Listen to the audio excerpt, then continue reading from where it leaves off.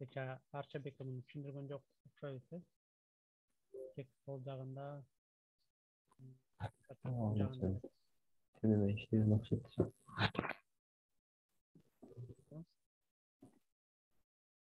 son жазап тұр. Темелерге қарасаң, иконкаларды өзі алып шыққан ұқсайды шынында. Әрген алып Саламатсыңарбы? Қазір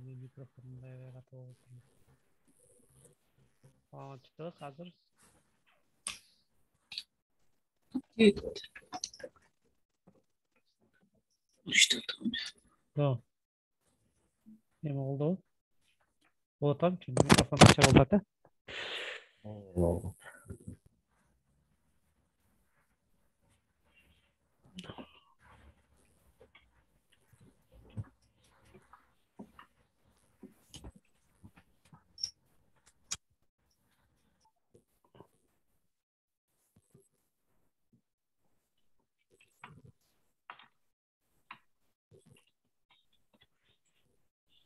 Так, Бақтөлөт, маған ол немені JPEG қылып шығарып бересің бе?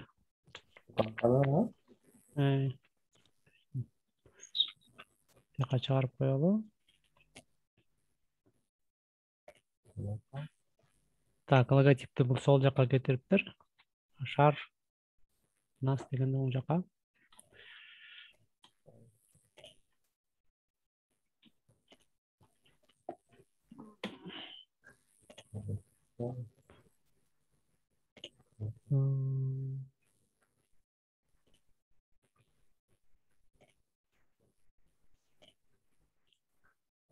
Қайраушынан шаш деп оқырмын.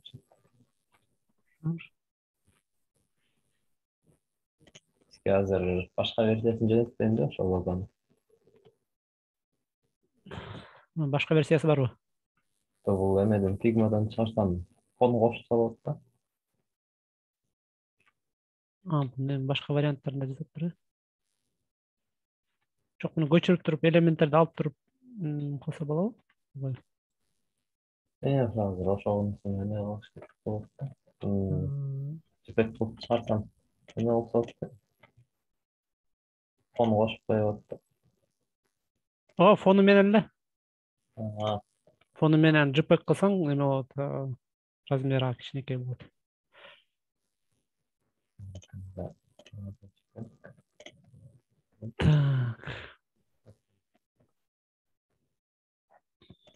Так, логотиптен да биз бияктан ноль кылып туруп.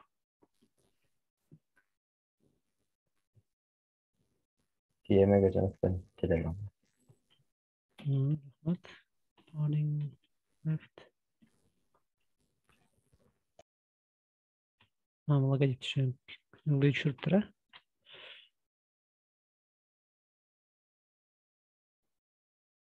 Так. 0.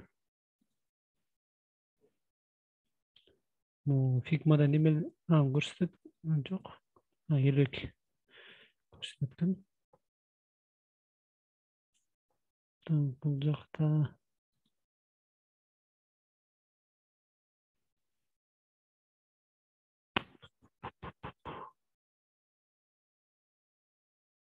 алтымыш беш.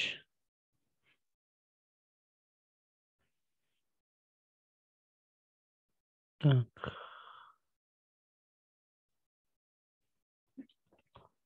Чому кетті?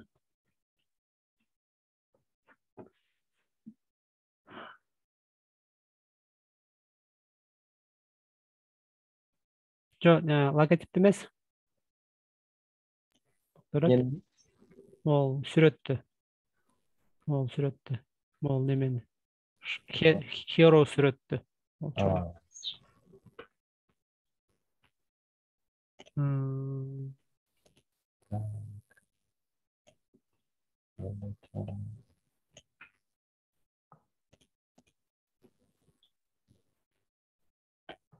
Не болған? Мне кажется, оны дублировать етіп тұрып, башқа жақачы. Ана мол элементтер дублировать етіп тұрып, анан кейін объединять етіп тұрып, экспорт қылып қойсам, чоғы.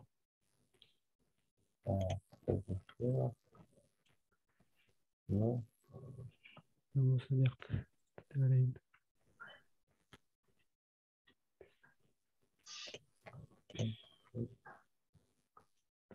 Қырық беш. 5.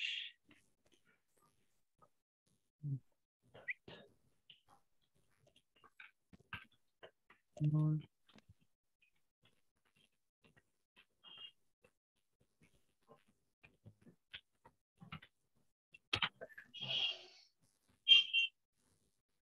бұны x-ға қылып тұрып шығарайын да. Жаңа беріле қылып шығарар. Чоңырақ. Шып жіберсең, беріле қылып.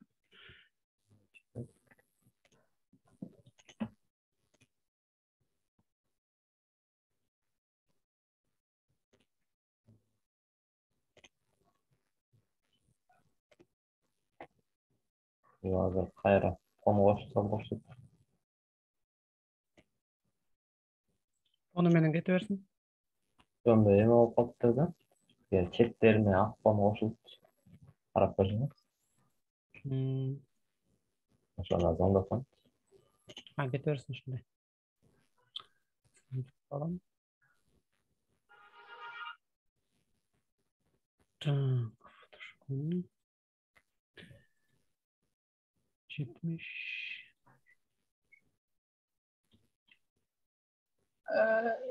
Бактылет ошо арткы фон бар го, эме болгон. Тең болгончу.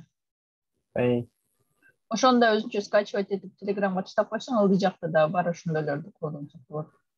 Башка страницаларга дагы. Ама көк фонду дейт да. Көк фонду деле можно. Мол, жашыл бар го, ошонун алдында. Дагы бар болчу бир слой. О, BG линер дейт да.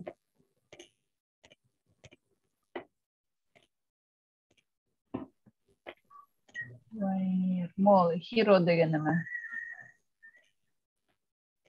Көрдүңбү аны? Көрдүң? 3 слойда булчу.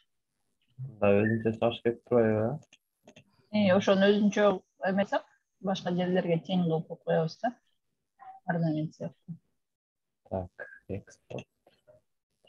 Буну да ошондо жиберип коеюн да.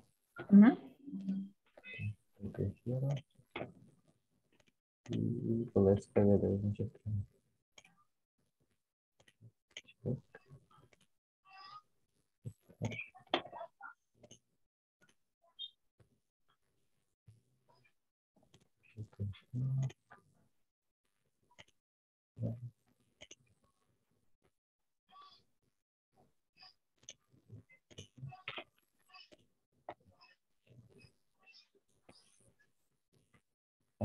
Бөлүп койдум да. Буну азыр эми кошуш керек.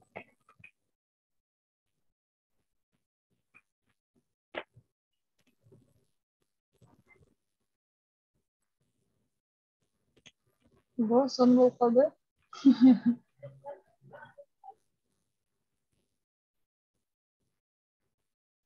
Так, bunu распор бияка кетиптир. Платформа 28, 18, 18.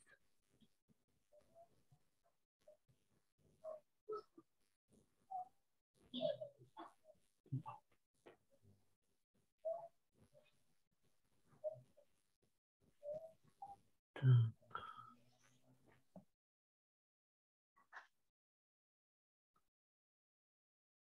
%50%.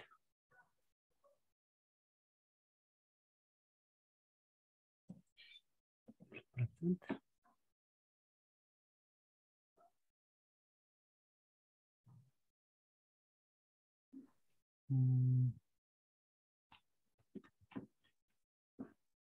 Элүү месандан узун эле боло берет го Азамат агай. Алдыгы эми эки линия эле турса жакшы болмок эле ал заголовок. 3 линия эмес. Платформа. Екі линия.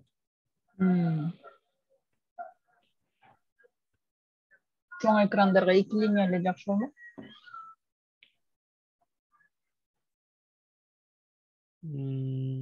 Да неме болуп катты.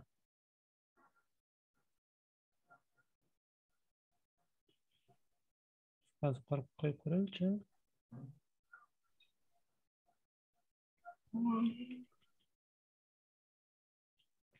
Силе.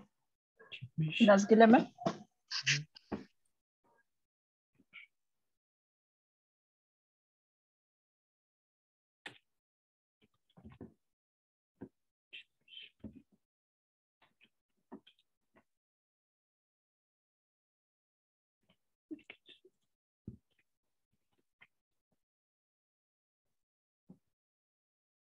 Цветті башкача коюп.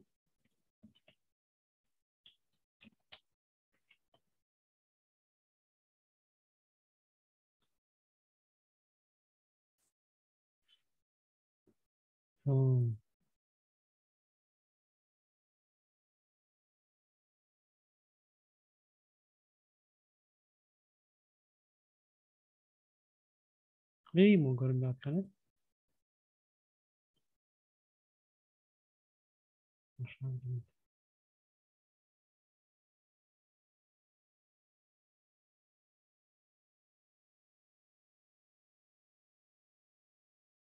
Так.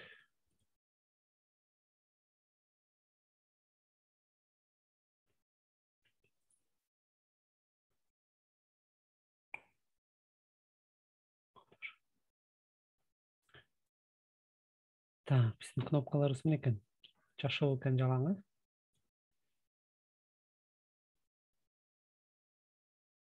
Так.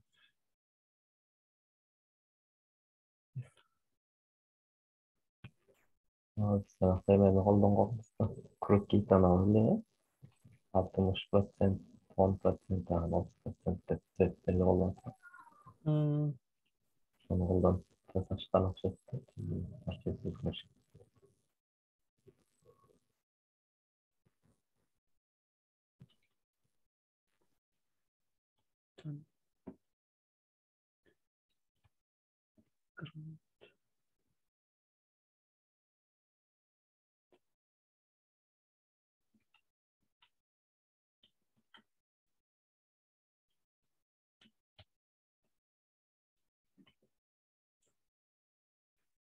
Так. Border kança bulduk. 10 dedi. Mol değil mi border? Ne? Border 24 dedi.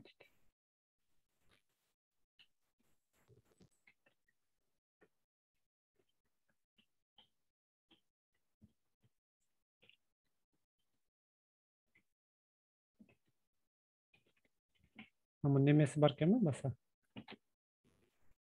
Состояниесі cover кылган. Молтыны. Молтыны. Şöyle.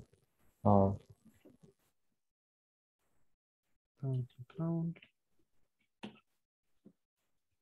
Анимация кошпосуп атыш этем да.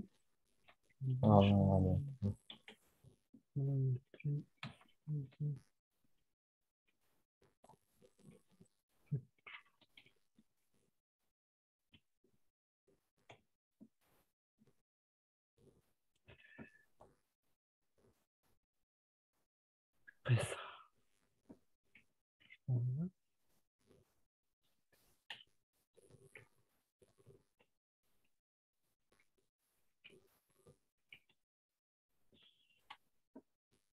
Так, паддингди чоңойтсун.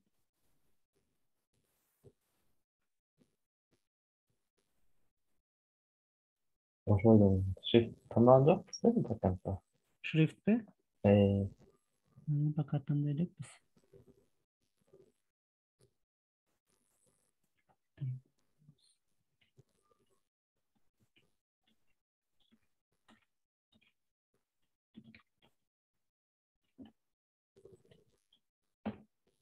Робота менен турат го.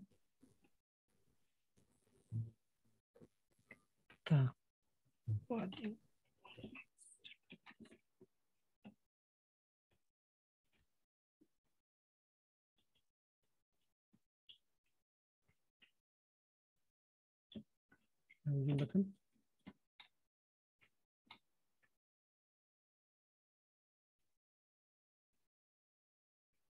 Şunday ekan примерно.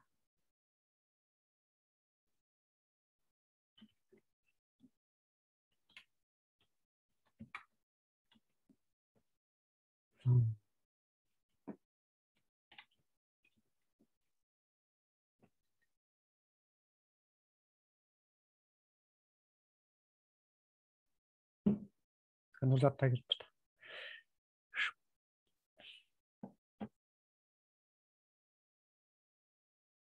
Şunday ekan, Şu fonunu kısalttım baksana. окшош да? Bayağı başka görünüp duran. Четко. Платформа Кыргыз краудфандинга Кыргызстан финансирование разрабатывания творческих цифровых социальных проектов. Айтасың, мен уnuттук биз. Немени уnuттук.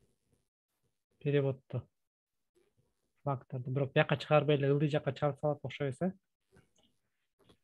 Ненди? Переводдучу мындай кылып чыгарып салат окшойбуз ылдый жакка. Русский деп. Алшат бош керек ya. Сына алып кетти. Башынан чыгарып эле болуш керек да. Футерге эле чыгарып коебуз да могу жерге. Могу жерге. Так, өлдү. Мындан кийин проекттер.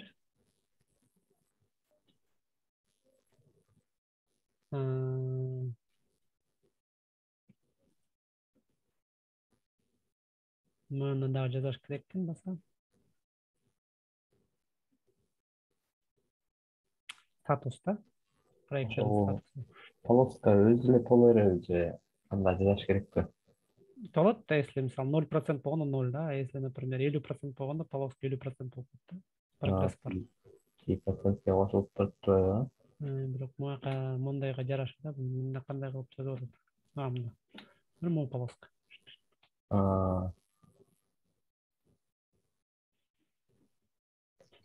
Агай, үч страница кандай болуптур? Ужас. Да? Бак эмне отчуктар бузулуп калган. Бирок көчөккө караганда кичине жакшы болуп калыптыр, бирок маяктар кичине бузулуп калган окшойт, Про немеси. Паддингтер.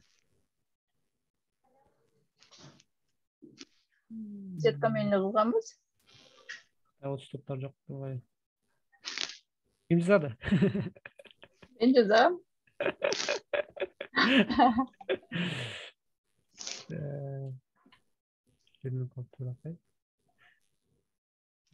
Ну, бирок интуитивно понятный, да, у нас. User experience жакшы, user interface кичине доработка.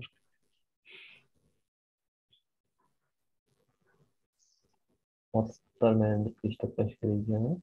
Отчуктар менен ал жагында карайбыз. Так, мону уланталы. Так, мону кандай деп сүйлөштүк? Сүрөттү бир жака, сөздөрдү бир жака кылабыз дедик окшойт, Каягын каяка кылсак? Сүрөттү солго кое берели. Интернет окшойбуз,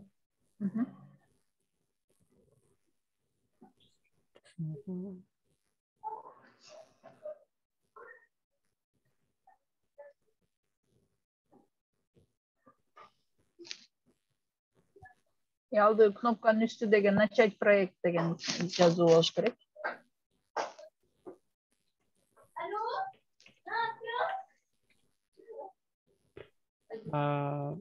Бул начать компанию. Ылдыйкысы начать компанию.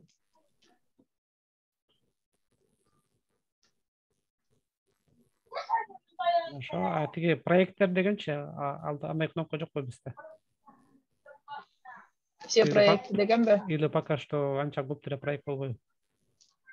Все проекттин алды экинчи секцияга кетип атпайбы? Ошол жака да кошуп койсокчу өзүнчө Жок. ошонун үстүндө категория турбайбы, кино депчи. Все деп, ана жанына эмелерди коюп кетебиз, мондай, например, вот все. Эң чет Творчество, дизайн. Ол чет жама жагына коюш керек да, ошо киши түшүнө тургандай болуп, басканда сразу. коюп көрсөң ошака. Кнопка коюп коюйм. Коюп көрсөң, неме көрсөтүп турат.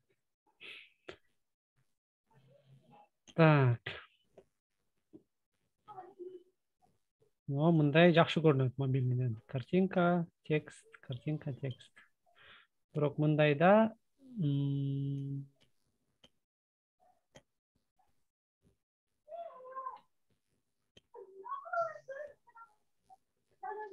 экономика создания начинается с аудиторию. Деп өзгөртүп көрөлү текстти дагы.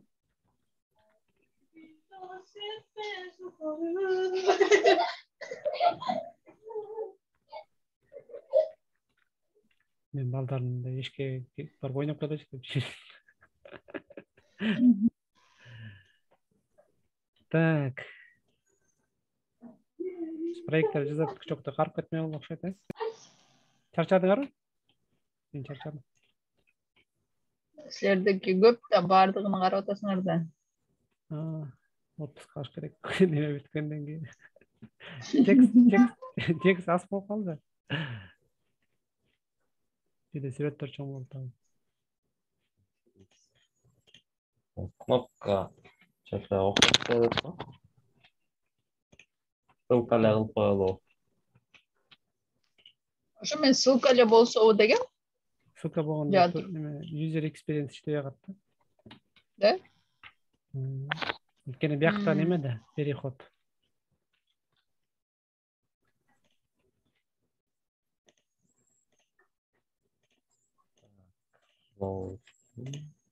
Могул жер окшошпойт атпайбы? Текст кошоюн багай. Либо текст кичинекей, либо картинка чоң да. Картинканы кичирээк кылып көрсөтчү. Могу баттан болобу?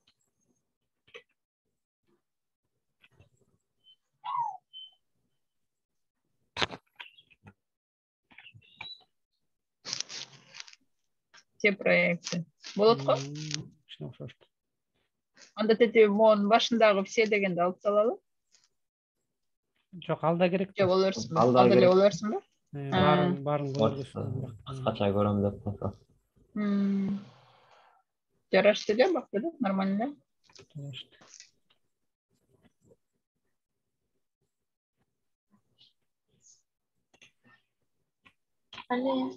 Uzatma kablosu var mı?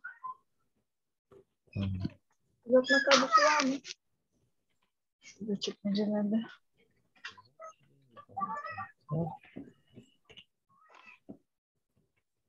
Babamı aradım. Yanlışlıkla. Elim çarptı.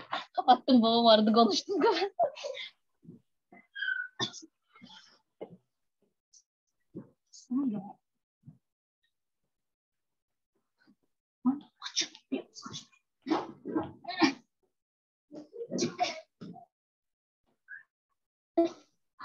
Benim açılmıyor.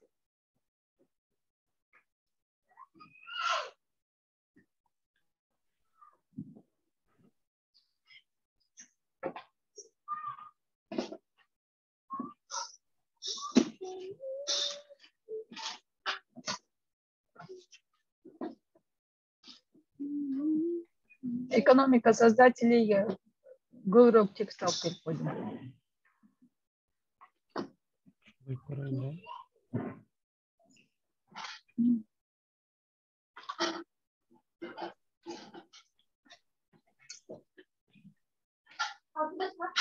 Biraz hızlı olun. Biraz atmanız güzel. Ne istiyorum? Ne? Böyle elimizde şey kovuyor. Kilo tut. Ya, çok gibi. Beni.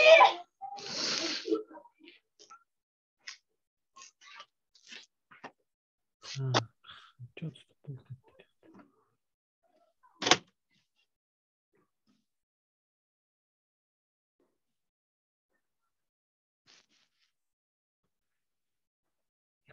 Америка.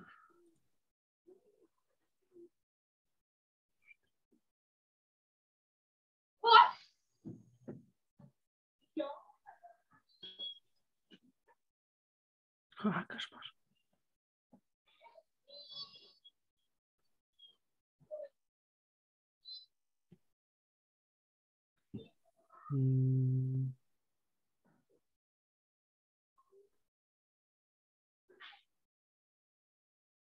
Future.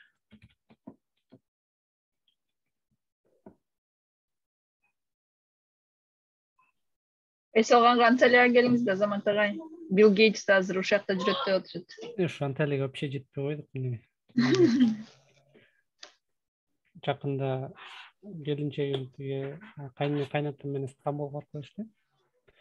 Көрүп биз барбай калдык дагы. Эли жумуш болуп, как раз ошол неме башталып атканда, Күздемирде.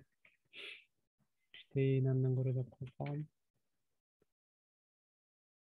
Балдар мененби? Жок, ата-эне менен эле кетти, балдардыкы ошо окуусу бар да. Бирок буюрса ошо планда атабыз бир күнү. Бодрум деген жер бар, Билл Гейтске ошол жак жагып, уже второй или третий раз келип атыптыр.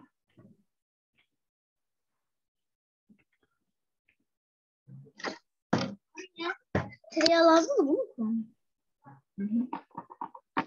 Hepsini mi kullanacağım? Hayır. Давай ошондо азыр проекттерди да жүргүзүп, анан жумушта да иштеп атасызбы? Элестет. Жумушта full time, проекттер, үй бүлө, 2 бала, мектеп. Жумушта болгондо удаленно үйдөн иштейсиңерби же офисте иштейсиңерби агай? Офиске барсаң да болот, үйдөн да иштесең болот. Анткени бизде пандемия да еще. Анан кээде офиске барып, кээде үйдө иштеп, кээде бир нерселерди жасап, кээде жасабай. Анткени мен бир ушуну тоже неме үйрөндүм да. Офисте башка бирөөнүн жумушун жасап жүрө берсең, Telegram mı? эч качан ал үчүн неме албайсың да аягындачы. Ал сенин проектиң эмес да, эч качан сага бирөө неметпейт да, типа сен жасадың, чоң рахмат деп айтпайт да. Любой убакта жумуштан кетирип уволить этип салышы мүмкүн деп койсунчу. Ушундай рисктер бар да. Анан ошондон кийин жумушта мындай на 100% выкладываться деп иштейм да, энергиямды сактап. Халебите. Жакшы.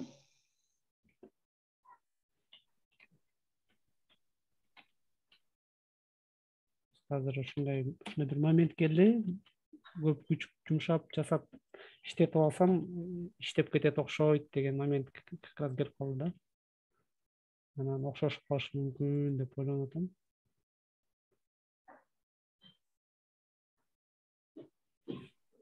Так, что-то бирнекесин туура эмес деп салдым. Контейнер. Меники да ошондой ойлор бар да. Бирөөгө иштесең иштеп жүрө бересиз. Ошо азыр как раз проекттериңиз башталып калып. Көрүп атам да процесс кандай жүрөт, кантип проект чыгат. Немелер, идеялар бар, өзүмдүн проектимди ачсам деп. Жакшы, негизи аракет кылыш керек. Жаш кезде көбүрөөк ката кетирип алсаң, батыраак үйрөнөсүң да. Бирок эме ката кетиргенден кийин кайра турганга аракет кылыш керек да. Мен мисалы көп кээде ката мурда кетиргенде өзүмө тургучактай көп убакыт кетип калган да. Так, знаете, эмне бузулуп атат эми? Сетка. Сол жака бургандачы. Просто биякта 4-нчү неме жок да. Сетка оңолот экен. Так, вроде эми жакшы болду, айтпасам. Могул жака линия коюп койсоң, вообще сонун болчу экен. Да, пойдет. Попайм. Азыр коюп көрөйүн да могул жака. Контейнер бар экен да.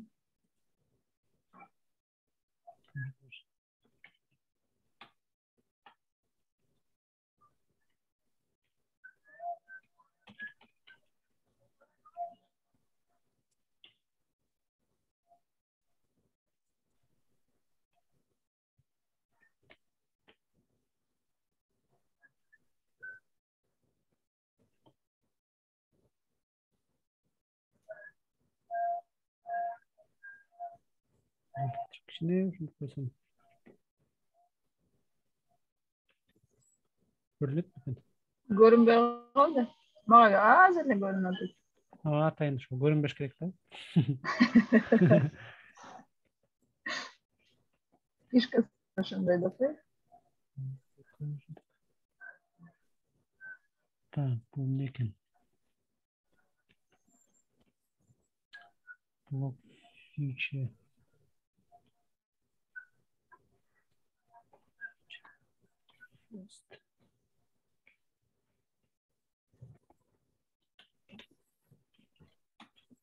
Жөн тынтуу иштерге чейин отуруп спайдер жасап.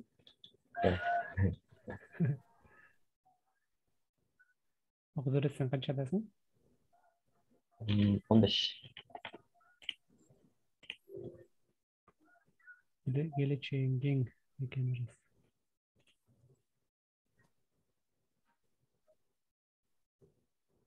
Так. Жоолуп кетти.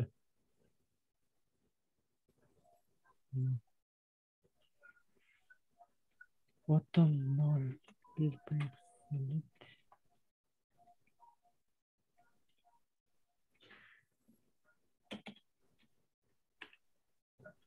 Бuyakta 15 жаштагы балдар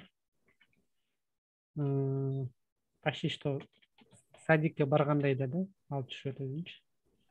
Негизи бuyakта Германияда балдар аябай кеч өсөт да. Да, где-то даже бир 25ке чыкканда дагы, işte 25ке чыкканда уже бала болуп каласың го.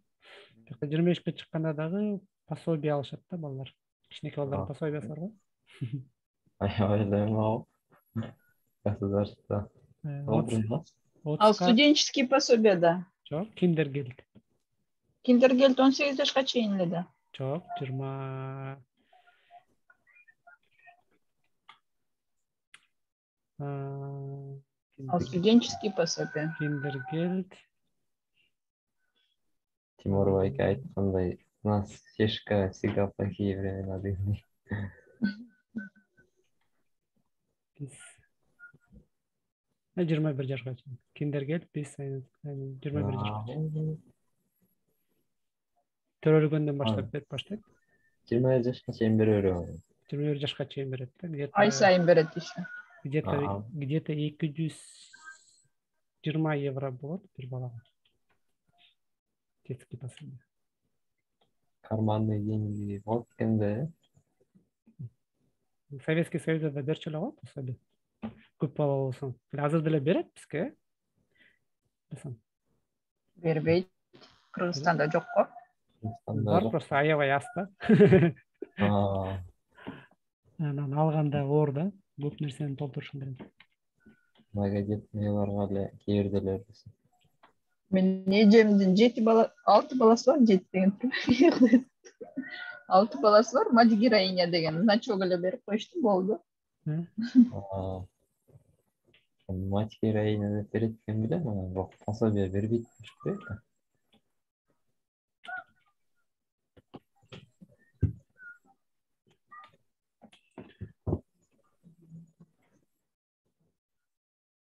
Нуждающийся экен да. 16 жашка чейин.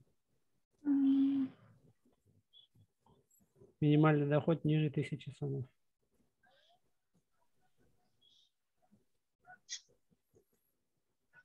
Баз канча экен айтып калыптыр. Германияга 200 евро жакшы жетеби? Германияда 200 евро жакшы жетеби? 200 евро. Кайдан? Кичинекей балага кийим алганга в принципе жетет. Андай жашоого жетпейт, конечно. Силерде да кымбаттадыбы азамат агай баардык ценалар, Ооба, кымбаттады. Пандемия деп немелер токтоп калды да. Бизде новостьда чыгат, даже бензиндерди Болгарияга чейин барып алып келгендер бар экен деп. Бензин прям. Адамдар өлө кызыктуу экен да, көрсөчү. Неме адам канчалык жакшы жашаса деле, все равно бир нерсе жетишпейт да. Германиядан келсең деле баягы Азыр Кыргызстанда Facebook'a кирсең ызычуу бар го. Кырса Германияда деле ошондой да. Facebook немелерине кирсең тоже ошондой ызычуу да. Баягы эле политика жөнүндө эч нерсе жакпайт экен адамдаргачы. То есть так, бияқта эмне пустукту? Пустук. Так, окшош да могул жер. Могул жака да текст керек экен, ушунчалык. Ошо текстти да чоңураак текст алып келдим бул жакта. Коюп көрсөңүз да.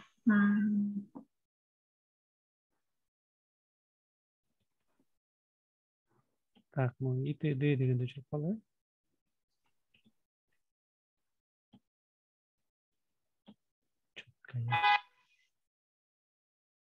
Беш болуп кетти.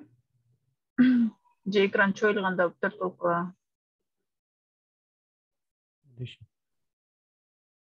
Жарайт.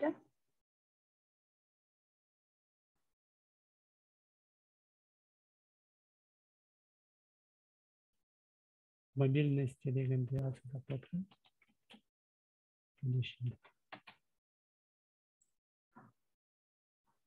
Жана сиздин сайтыда көрүп чыккам да, жана Токтокунов дегенчи жеке бренд бар го. Ошол жакта да орфографический эмелер бар экен, каталар. Ошол үчүн жазып аткам да команданычы. Анткени мен жазган билбейм да. Анан ошол тексттерди бир аз чыгараардан мурун или кандай тексттерди чыгарыш керек, ошолор жөнүндө жазып, анан бирөө текшерип, анан хорошо деп бияка чыгарып турса жакшы болмок да. А так мурда эле жасап коймокмун.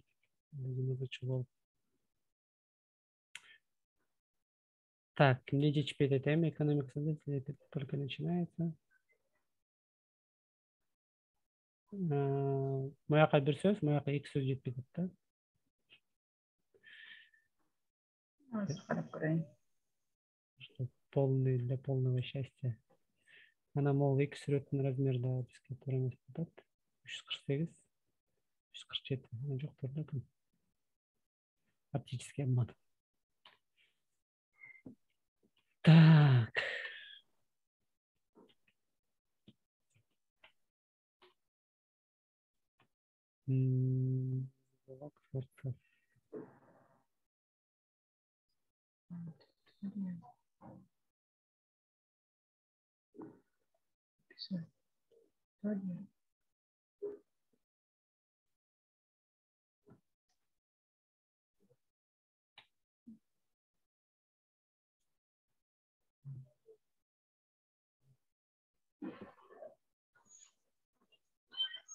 Так, şuna bölüm kelip kaldı. Onda yok bakın. Emesinden, fonu menen. Эме?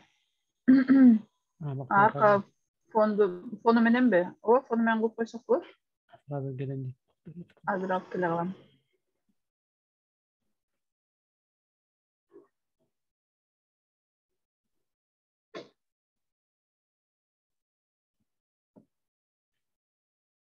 Нурзат менен байланыштырып. Нурзат. Кандайсыз?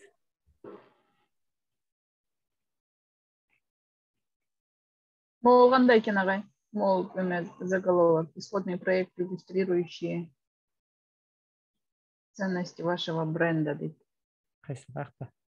Могул жерде. Бактабы? Жок, создайте свою аудиторию деген жакшы да. Ушул жакка да бирдеке кошсокчу. Ошого создайте свою аудиторию. Багдөлөт сен келдиңби? Жок, кетти. Фигмада жүрөт. Келди. Могул жанагы прозрачный немени синий фону менен чогуу алып келеле дейт. Алды эмени азыр. Түшүндүң да? Түшүндүм. Создайте свою аудиторию.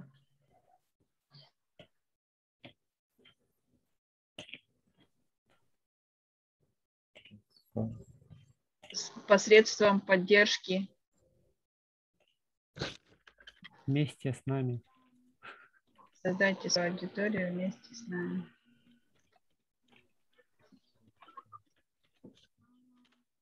лучшими мира сего. Так, создать свою аудиторию.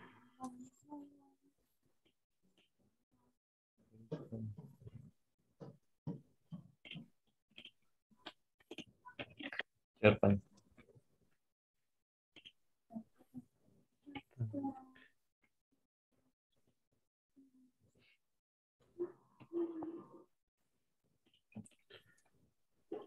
С положительным эффектом десек. Тоже можно.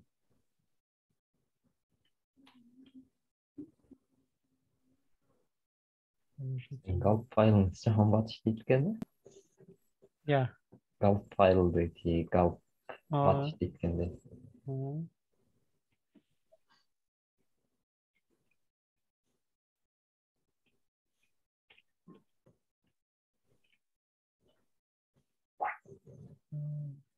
Меники геймерский компьютерден балама сатып берген, өзім отырмын. Графический немесі жақшы.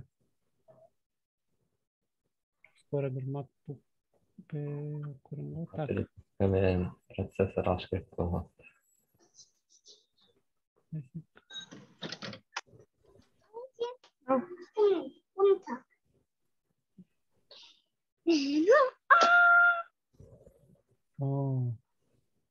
Mama çaldı ma.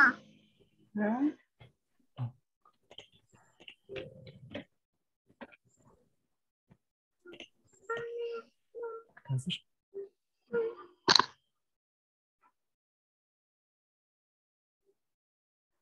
Çok güzel oldum değil mi?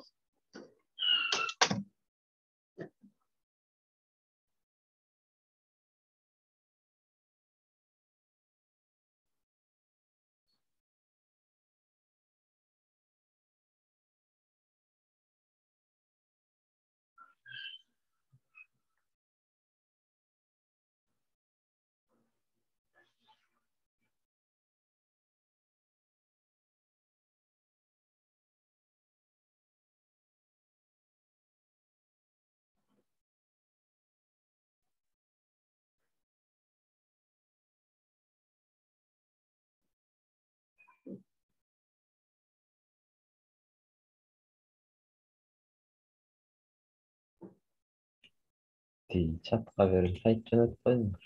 Бөтшөгөнде өзүңдүн портфолиоға сайт жазып, текст керек болот. Жазгамда английский менен нормальный сөздөр жазып берет экен да өзү генератор. Өзүңүзгө өзгөртүп койсоңуз болот.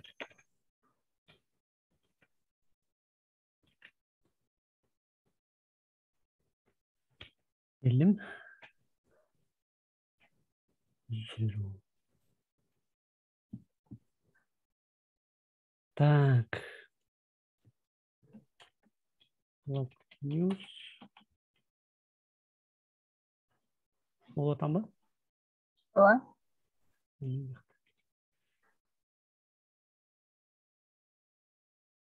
Так. Эгерде сүрөт фону менен болсочу, кандай болот бул постта? Кандай деп ойлойсуңар? Жакта отсуттар болуш керекпи же бул болуш керекпи? Ак.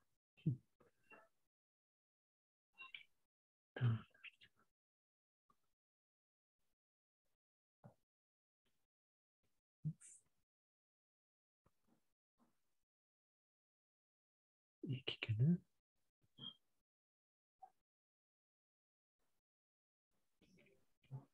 Өйткенде өзү фону менен келди. Отстуктары да бар экен да. Üstünden 13, chat'inden 14, aslında 17. Отсуттар бар экен да? Şu fonu men çağırıp koyayım şu 4 sürette. Так. Хорошо, бирөөсүн берип койсоң, коюп көрөйүн.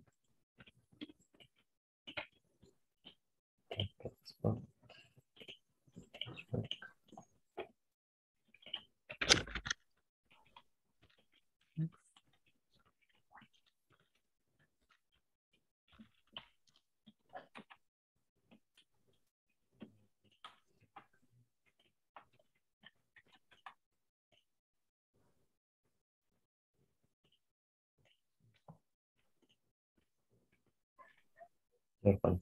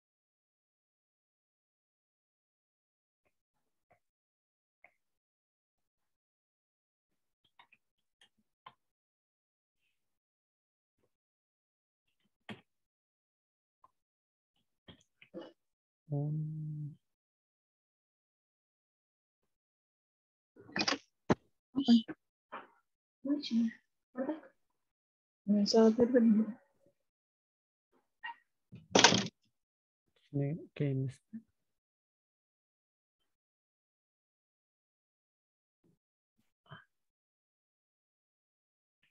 Çok küçük games.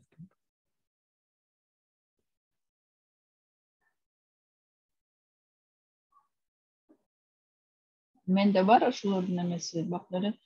Al birini peçete tutasın. Böyle cedet koyduk.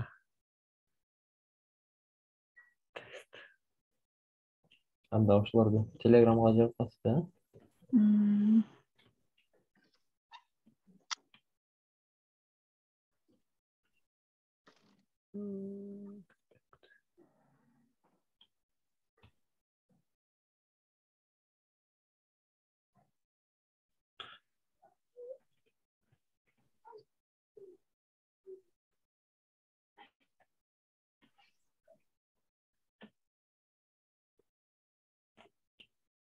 Мырзасыз. Ошо сайтка кирип кнопкаларды карап көрсөңүз, сиздики ушундай кнопка болуп кетти же тепштик болуп турат. Кайсы сайтта? Ошо Азамат сайтта. Назыр.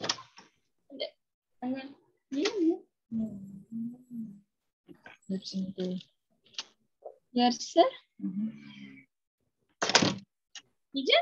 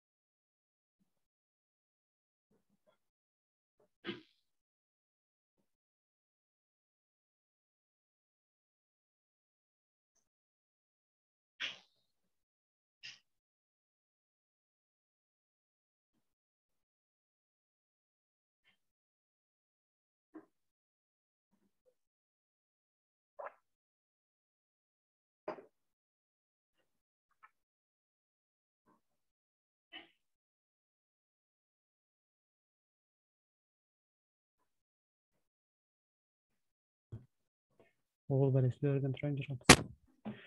Эмдиги жума таңкы конокко келесиңерби? Эндиги жума дейт да? Saat 11:30'da болот да? Кайра уктап калат. Oyunu 2 yerde falan. Saykalıcı kaçan gelir o zaman tabii. Сайкал жерине чакырдык. Сайкал жерине чакырат ошону. Ал бирок эртең менен жумушта болуп атпайбы? Мен тиги Ошону ойлогом, может, суббота күнү кылсаңарчы депчи. Дейлиге катышкандарды чакырып атам да обычно. Олжобайды чакыргыла. Олжобай менен Кажы-Кужу жазсам го? Да. Сурагандар.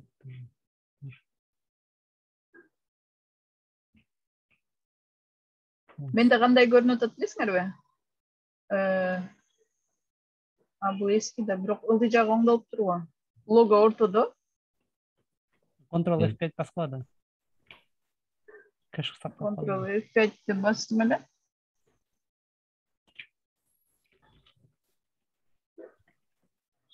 Зачеширование. İşte. Эми иштеди.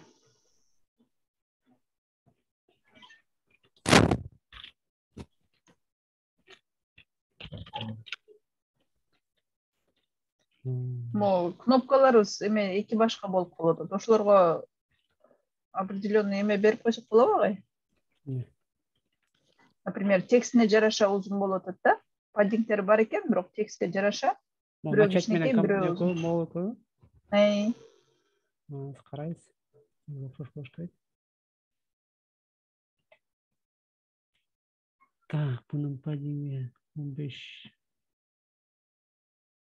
60. Buniki bolsun. Так, эмне кандай болот?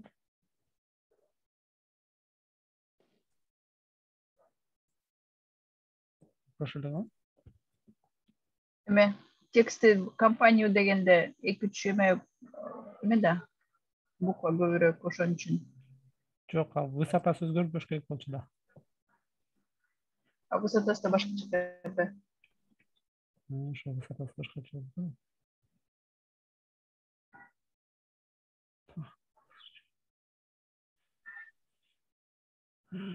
Так.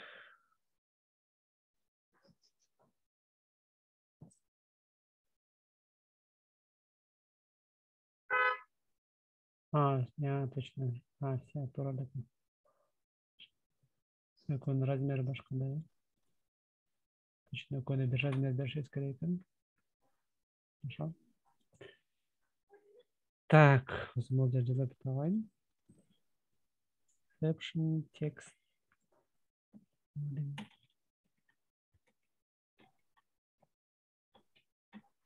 Келеспи? Менби? Таң. Мени кийинчеректерге иштесеңер жакшы болмок. Турциялар көбөйүп кетет да. Ооба, Турция деп уже эметип кеттик. Турциянын диаспоралары. Элдерди тажатпай.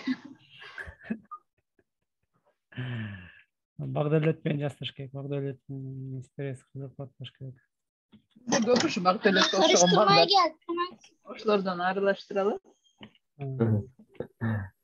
Болду болур. Мода болур. Бурдагы.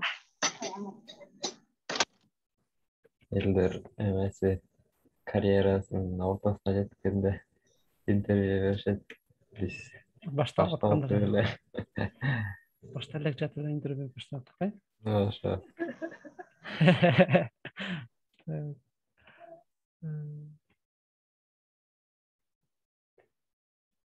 Моня что тут?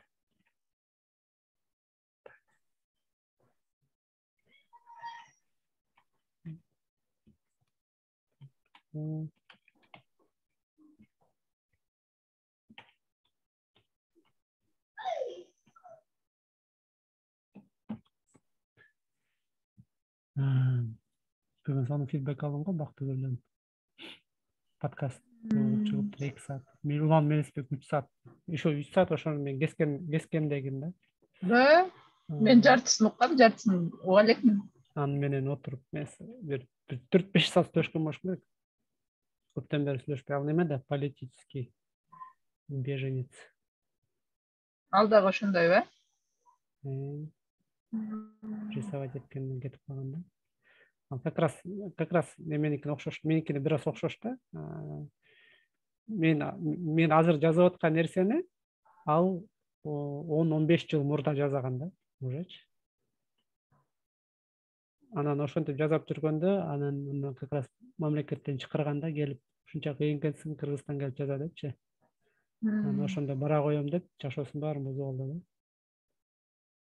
Эметип кетти да. Революция болду, анан кишилер кетишти да. Бирок жана кыргыз патент жазып атпайбы? Ошол тургузган да фундамент. Аябай күчтүү неме болчу. Специалист. Facebook жоқ та, Facebook сияқты неме жазаған. Аева популярный болчу кыргыз уясы деген четверг. Кстати, Турцияда жашап немеде пан туркизм бар го, ушундай. Ne? Makine girmiyor o şey. Hazır gel artık.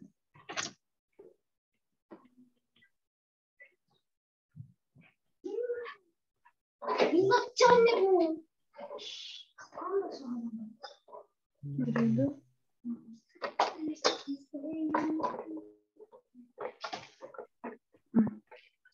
Ay ay ay.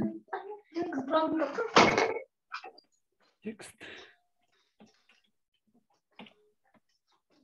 Yakışıklı bir şey bu ya. Hadi.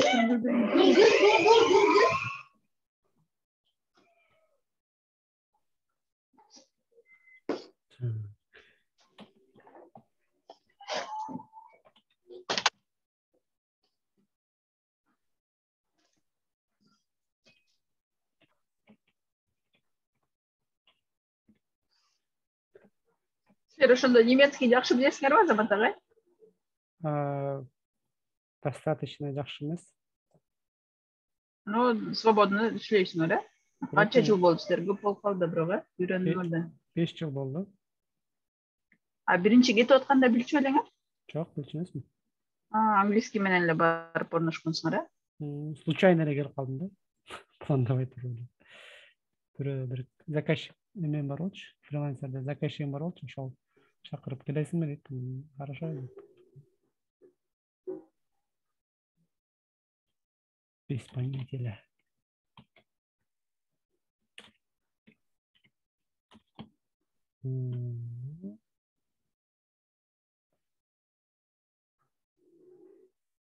Так.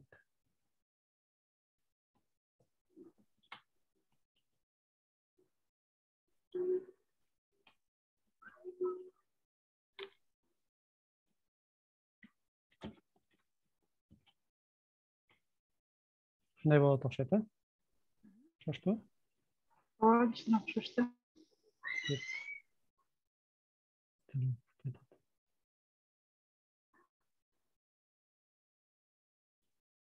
Ошону ыдыраак кылып койсок. Жылбайбы. 153 болуп калды.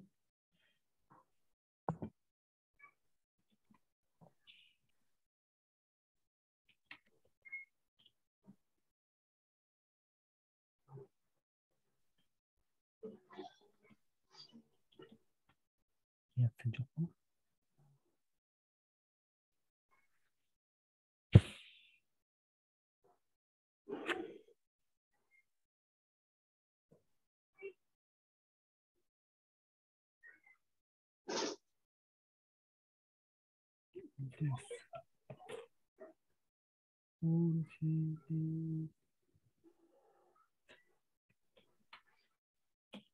Келинчегиңиз иштейби Германияда? Азыр окуп атат. Эмеби? Профессия окуп атабы? Бияқта дипломы жок, турмушка албайт да. Дипломың жок болсоң, ты никто дегендей да. Если айтишник болсоң эле турмушка алат. Калган баары окуш керек.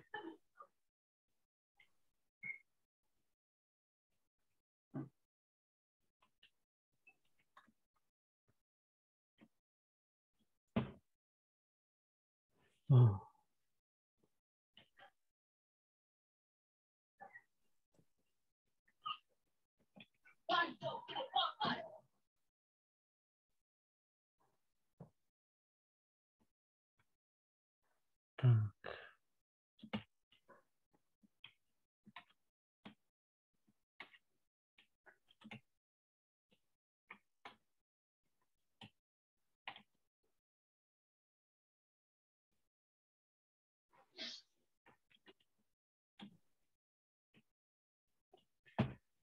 Давай.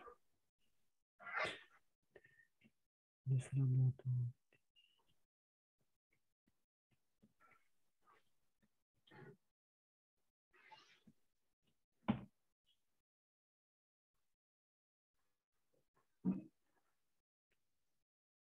Так. Болду го? Эс жакпай атат. Бул неме да, если текст кичинекей болсо, сүрөт чыгып калат. Плохая идея болчу да, position калган.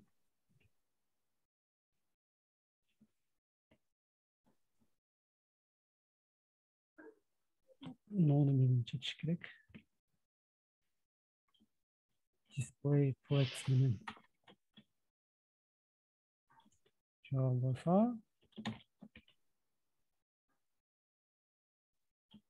flex менен.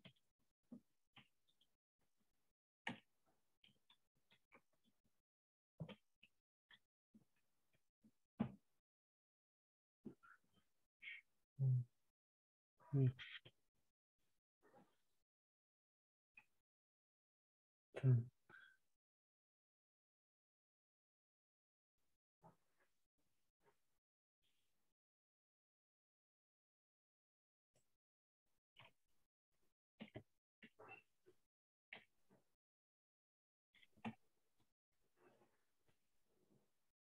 Иш.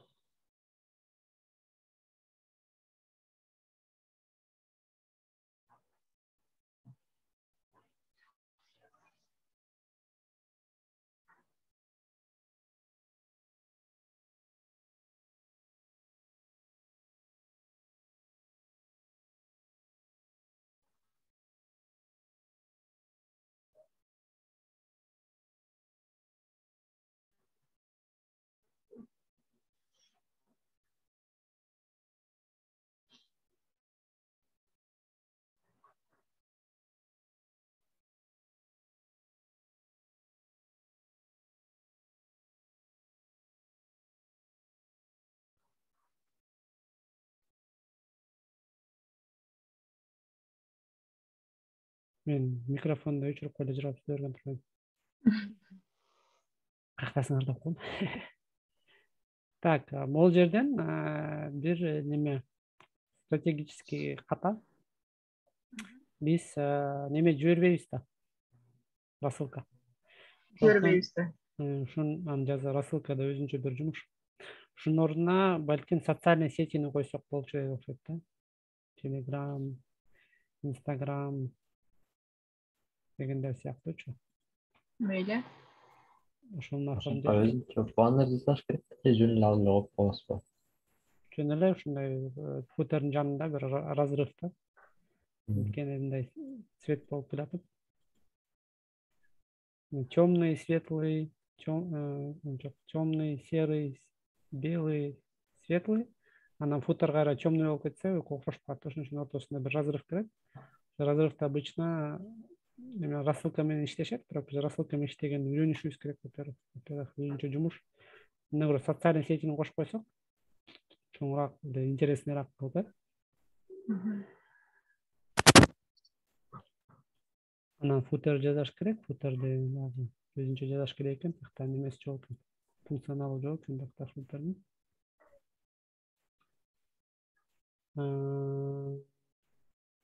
Вроде жакшы болду, десктоп, по крайней мере. Да, болот. Мобильный да окшоштурабыз. Анан все проекты. Мында сечинде болот экен. Ошо эмени эстегенде кесип албай койдум. Все проекты деп жазып коюш керек. Проекты. Колдырып калып бияка. 1, 2, 3, 4 да бизде. Показать успешные категории по странам. И анан сортировка. Или, например, мы үчөөнү жасасак болот, ушундай кылып, чоңураак кылып. Сортировканы өзүнчө бияка кыскача кичинекей кылып көрүнбөгү деп жазып койсо болот. Үчөө кылып көргөндө жанагы могул алды жагында 4 столбик болуп, өйдөдө категория 3 турганда не то көрүнүп калат экен да, поэтому Или ушундай поиск жок да.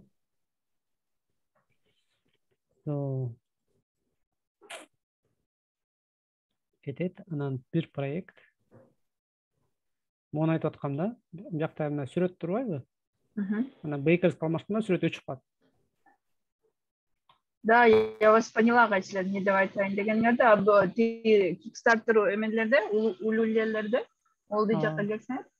Вот менюнан, например, описание болуп коет, биякта описание проекта идет, да? Өйдөдө видео жөн эле ознакомительный. Новости проекта дегенде ошол проект жөнүндө өздөрү жөнүндө жазып турушат экен. Мончалык топтодук, мынча калды депчи. Комментарий, кто там оставлял комментарий, ушул проекттин ылдый жагында эле страница өзгөрүп турат да. А өрдүдө видео как баннер, он постоянно стоит, да?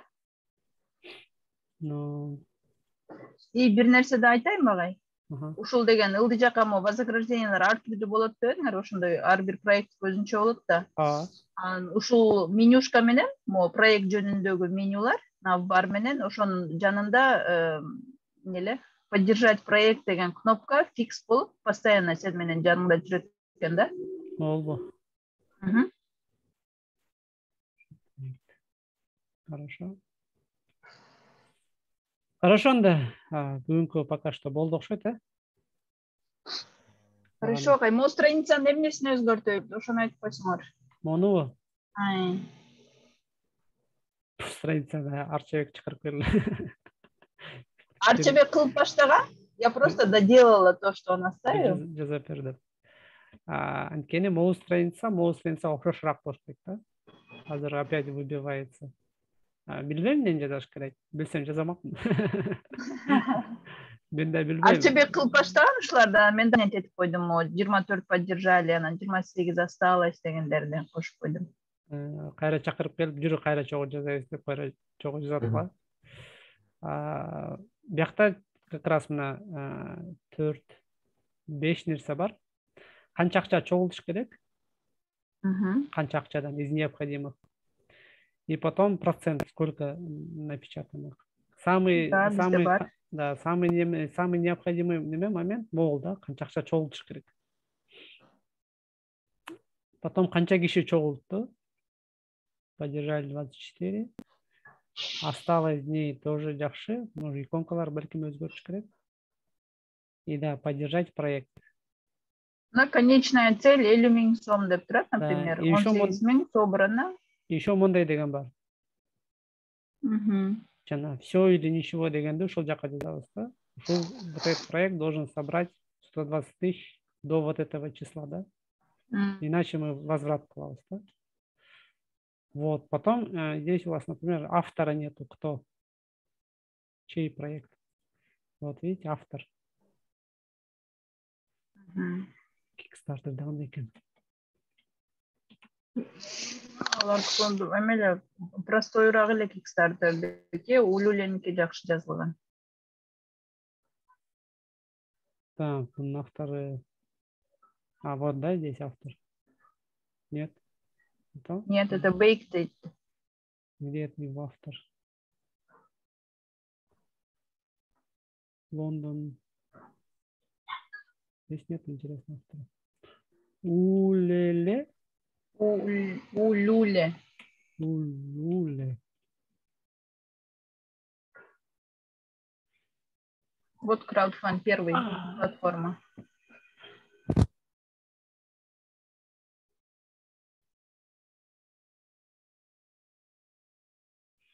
Вот здесь тоже, да, ничего интересно. А мына автор Бултин, проект бай бул жакта экен. Лондон, категория. И ушуну ылдый эметсеңер, жылдырсаңар ушуну. Эметкени. Да, вот Bake Now и менюшкалар көрүнөр. Фикс турат. Удобно, мне кажется. Авторду деген биз сиздин сайтыңыз турбайбы? Ашардычы. Ошол даярдалган жакшы го.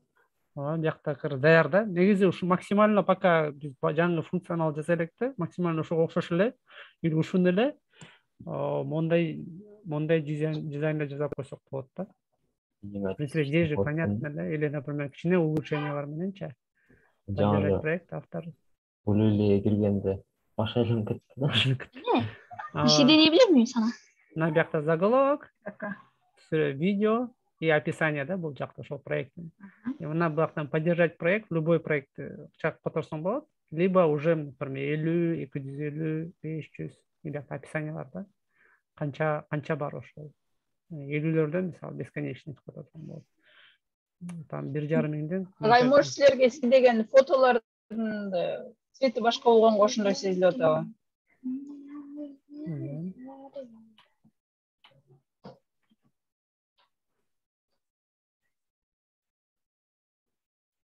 Могун фотолордубу? Ошо сүрөттүн түстөрү башка болгонго ошондой сезилип атабы же? Билет.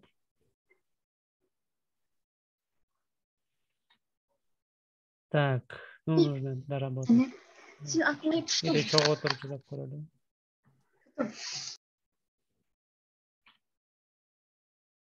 Ошо анда. Сөйме айтылайынчы. Все проекты деп төртөө турбайбы?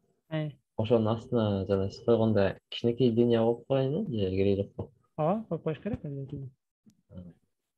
Көрүнөт да. Ким канча акча чогултуп атат. Монтип көрүнүп турат да мына. 21%, 100%, аз калды. Жаңы башталды деп. 73%.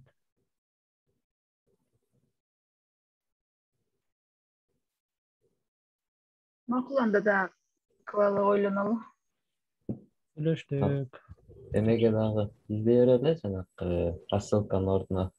Рассылканын ордуна башка бир нерсе карап көрсөңөр. Башкалар канча айткен, позураак кылып. Behind'га кириш керек деп атат. Заголовок, кичинекей текст, например, кнопкалар. Эме бар да бизде деген, как это работает, или, например, FAQ бар го. Часто задаваемый вопрос. Ошонун списокторун коюп койсок болот. Или ошону коюп көргүлө. Yo, ошол же баягы начать компанияга рекомендациялар жүрбөдүбү? Жок, ошону аны IQ жакшыраак го дейм. FAQ жакшыраак го. Точно ке суроо беришет да. Bunun ары эмне деп. Көп интернетти билбеген кишилерге рассчитан мен IQ'ну койгон турар фото. Şu anda запись неме чыгарып атпаш керек. Болады. Аха. Чыгарып. Макул анда жакшы. Рахмат ага, жакшы сау.